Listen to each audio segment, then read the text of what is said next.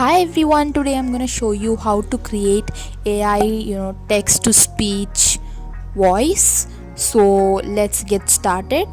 Also, this is for free. So go ahead and search in voicemaker.in. So this is the website which we are going to use for this function. Alright, so now I've reached the website, and now in this white box you can tap it and type what you want the voice to say. So I'm just gonna type in hi everyone.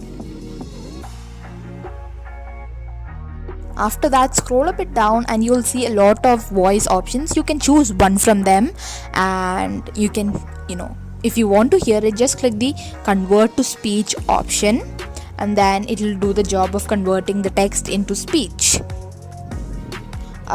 So just click on that. So this box will appear after that, and then you can just hear what it says, and if it is good you can just click the download button. And yeah, that's how you do it. I hope you enjoyed this video. If you did, please hit the subscribe button and the notification button so that you get notified every time I post a new video. Bye.